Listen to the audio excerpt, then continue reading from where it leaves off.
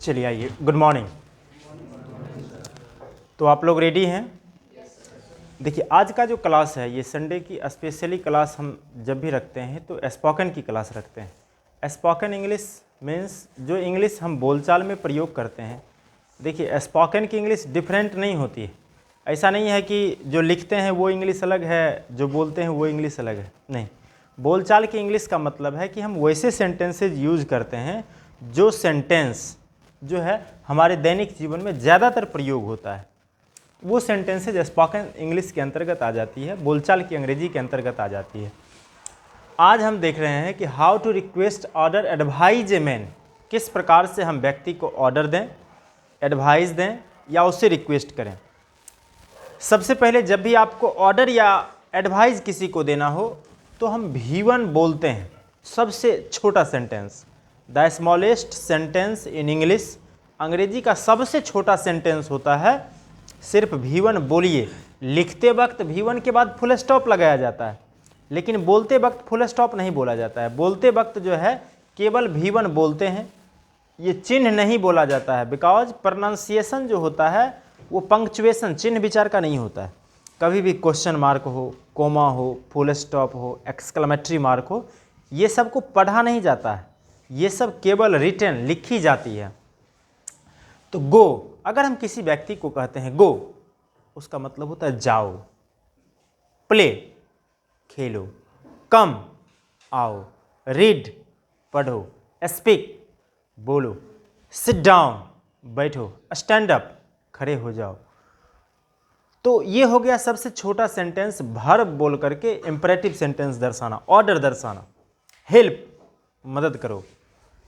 आप देखिएगा कि जब सिनेमा वगैरह आप देखते होंगे, मूवी देखते होंगे, उसमें क्या होता है कि किसी को अगर कोई पकड़ लेता है, कोई विलेन जब पकड़ लेता है ना हीरोइन को या किसी को, तो वो हेल्प हेल्प चिल्लाती है। हेल्प मीन्स होता है मदद करो, मदद करो, है ना। तो ये हो गया आपका सबसे छोटा सेंटेंस, V1 बोल करके ऑर्डर या एडवाइस किसी को देना।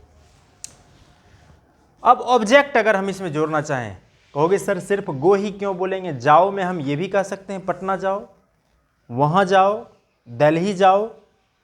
तो ऑब्जेक्ट रहने पर V1 प्लस ऑब्जेक्ट दिया जाता है। सबसे पहले तो वर्ब ही देना है। जैसे वहाँ जाओ, जाओ को पहले देर नहीं देंगे, पहले गो देंगे, तब इस सेंटेंस की ही शुरुआत होगी। ऑर्डर, एडवाइस या रिक्वेस्ट जब भी देना है आपको, तो आपको पहले तो वर्ब ही बोलना पड़ेगा, गो, और उसके बाद जो लिखी हुई है उसको आपको बोलना है। गो देयर, वहाँ जाओ। प्ले क्रिकेट, पहले क्रिकेट नहीं हो सकता है, पहले प्ले, वर्ब पहले होगा, क्योंकि वर्ब से ही सेंटेंस की शुरुआत होती है, इंपरेटिव सेंटेंस की। ऑर्डर हो या एडवाइस हो या रिक्वेस्ट हो। Play cricket, cricket Khelo. Play football, football Khelo. Kabaddi Khelo, play kabaddi. Match Khelo, play the match. आपको पता है ना, मैच से पहले दी का प्रयोग किया जाता है, जानते हैं? कबड्डी खेलो, प्ले कबड्डी। दी कबड्डी नहीं लगा सकते हैं, खेल के व्यक्तिगत नाम से पहले हम दी का प्रयोग नहीं करते हैं। स्पीक हिंदी, हिंदी बोलो। कोई अगर कहता है अंग्रेजी बोलो, स्पीक इंग्लिश। उर्दू बोलो, स्पीक उर्दू। मैथिली बोलो, स्पीक मैथिली। ठीक है।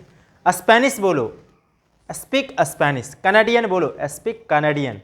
अमेरिकन इंग्लिश बोलो, स्पीक अमेरिकन इंग्लिश। तो स्पीक पहले होगा, उसके बाद जो भी whatever we like to add here, हम जो भी यहाँ जोड़ना चाहते हैं वी कैन, हम कर सकते हैं।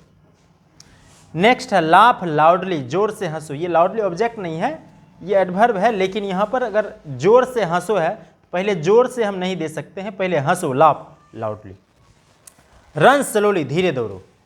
मतलब ये हुई कि ऑर्डर के सेंटेंस में जाओ, हंसो, खाओ, पियो, बैठो, देखो, उसमें अगर कुछ जुड़ जाए तो उसको हम बाद में लिखते हैं, सबसे पहले वर्ब लिखते हैं। देखो, लुक, यहाँ देखो, लुक है। मुझे देखो, लुक एट मी। काटो, कट, एक सेब काटो, कट एन एप्पल। पहले कट होगा तब एन एप्पल होगा। That means we should speak at first verb. हमें सबसे पहले वर्ब बोलना चाहिए। Thereafter we can use any word, उसके बाद हम कोई भी वर्ड यूज कर सकते हैं। प्रीपोजिशनल ऑब्जेक्ट अगर रहे, मान लीजिए प्रीपोजिशनल ऑब्जेक्ट क्या होता है नहीं समझे? प्रीपोजिशन के बाद जो ऑब्जेक्ट पड़ता है मैदान में, ये मैदान जो हो गया ना, ये प्रीपोजिशनल ऑब्जेक्ट हो गया। प्रीपोजिशन को ये ले रहा है, मैदान में प्रीपोजिशन है तो प्रीपोजिशनल। वर्ग में प्रीपोजिशन है। सड़क पर प्रीपोजिशन है। प्रीपोजिशनल वर्ड जो होता है किसी भी सेंटेंस में, आप ऑर्डर दीजिए, एडवाइस दीजिए, रिक्वेस्ट कीजिए या जनरल सेंटेंस लिखिए, तो प्रीपोजिशन वाला जो ऑब्जेक्ट होता है ये हमेशा अंत में लिखी जाती है। मैदान में क्रिकेट खेलो, सबसे पहले तो हम वर्ब से ही शुरू करेंगे, जहां भी रहेगा वर्ब वहीं शुरू करेंगे। मैदान में क्रिकेट खेलो ऑर्डर दे रहा है तुम्हें, तो प्ले से तो शुरू करेंगे। अब प्ले इन द फील्ड पहले नहीं लिख सकते हैं, प्ले इन द ग्राउंड पहले नहीं लिख सकते हैं। क्यों नहीं लिख सकते हैं? क्योंकि हम जो है इन प्रीपोजिशन जो है ऑब्जेक्ट से पहले डाल ही नहीं सकते हैं, क्योंकि प्रीपोजिशनल वर्ड जब सेंटेंस में पड़ जाता है तब उसके बाद कुछ नहीं लिखी जाती है। इसीलिए प्रीपोजिशनल ऑब्जेक्ट को लास्ट में लिखना है। मैदान में क्रिकेट खेलो, प्ले क्रिकेट, प्ले पहले आ जाएगी, क्रिकेट खेलो मैदान में, इन द ग्राउंड। वहीं अगर क्रिकेट नहीं रहता, सिर्फ रहता मैदान में खेलो, तब play in the ground last में। मतलब प्रीपोजिशन वाला वर्ड हमेशा लास्ट में ही लिखी जानी चाहिए। वर्ग में हिंदी बोलो, स्पीक इन द क्लास नहीं दे सकते हैं, speak Hindi in the class. क्या आप लोग समझ रहे हैं? सड़क पर धीरे दौड़ो, run slowly on the road. Run on the road slowly नहीं दे सकते हैं, देंगे run slowly on the road. Slowly को बाद में क्यों नहीं दे सकते हैं? क्योंकि प्रीपोजिशनल जब ऑन द रोड, सड़क पर हम जब डाल देंगे, जब प्रीपोजिशन के साथ वाला वर्ड हम डाल देंगे, उसके बाद हम कुछ नहीं रख सकते हैं, इसीलिए उसको लास्ट में लिखी जाती है। हमेशा कहीं भी किसी सेंटेंस में आपको प्रीपोजिशनल वर्ड मिले तो उसको लास्ट में लिखा कीजिए। आगे देखते हैं, आइए तीनों को देखते हैं। यहां पर हमने जो सीखा, सबसे पहले वर्ब, उसके बाद वर्ब विथ ऑब्जेक्ट, उसके बाद वर्ब विथ प्रीपोजिशनल ऑब्जेक्ट। तो उस तीनों को देखते हैं। पढ़ो, रीड, वर्ग में पढ़ो, रीड इन द क्लास। वर्ग में ये प्रीपोजिशनल ऑब्जेक्ट है, ये डायरेक्ट ऑब्जेक्ट नहीं है, प्रीपोजिशन का ये ऑब्जेक्ट है। वर्ग में पढ़ो, रीड इन द क्लास। अब इन द क्लास यहां दूसरा वर्ड नहीं है जिसके कारण बीच में नहीं आया। वहीं देखो, वर्ग में हिंदी पढ़ो, read in the class. Hindi जुड़ा तो हिंदी बाद में होनी चाहिए थी, लेकिन नहीं हो सकता है। क्यों? क्योंकि पहले है इन द क्लास, ये प्रीपोजिशनल वर्ड है, जो भी आएगा बीच में आ जाएगा, लास्ट में ये आएगा। वर्ग में हिंदी और उर्दू पढ़ो, read Hindi and Urdu in the class. In the class last में हो जाएगी। जाओ क्या बनेगा? वहां जाओ, वहां धीरे धीरे जाओ, गो देयर स्लोली। खाओ, एक सेब खाओ, eat an apple, eat an apple. वर्ग में एक सेब खाओ, ऐसा हम नहीं लिख सकते हैं कि eat in the class an apple, नहीं लिख सकते। इन द क्लास पहले कभी नहीं जोड़ सकते, बिकॉज इन द क्लास एक प्रीपोजिशनल ऑब्जेक्ट, और प्रीपोजिशनल ऑब्जेक्ट हमेशा लास्ट में लिखी जाती है। मदद करो, हेल्प, गरीबों की मदद करो, हेल्प द पुअर। गांव में गरीबों की मदद करो, help the poor in the village. In the village बीच में देंगे कि लास्ट में देंगे? क्योंकि prepositional word is written in the last of any sentence. Prepositional word किसी भी सेंटेंस के लास्ट में लिखी जाती है। लिखो, राइट, पुस्तक में लिखो, राइट इन द बुक। पुस्तक में उर्दू लिखो, right Urdu in the book. देखो, राइट इन द बुक था ही, राइट इन द बुक दे देते, उर्दू को लास्ट में देते। उर्दू चूंकि बाद में जुड़ा है, लेकिन नहीं कर सकते हैं। क्यों? क्योंकि हम प्रीपोजिशनल वर्ड को हमेशा लास्ट में लिखना पड़ेगा। बोलते समय इस चीज का बहुत ध्यान रखें। नेक्स्ट है, उपर्युक्त किसी भी वाक्य में, आप ऊपर जो सभी सेंटेंस देखिए, ये ऑर्डर के सेंटेंस हैं। कहोगे सर पता कैसे चलेगा? एडवाइज है, सेम सेंटेंस एडवाइज का भी होता है। ऑर्डर और एडवाइज में सिर्फ फर्क इतना है कि ऑर्डर बोलने वाले के हित में होता है और एडवाइज सुनने वाले के हित में होता है। जैसे आपको हम कहेंगे कि वहाँ जाओ, गो देयर, इसमें मेरी फ़ायदा है, तुम्हारी कोई फ़ायदा नहीं है। Bring a glass of water, एक गिलास पानी लाओ, इसमें मेरी फ़ायदा है, तुम्हारी कोई फ़ायदा नहीं है।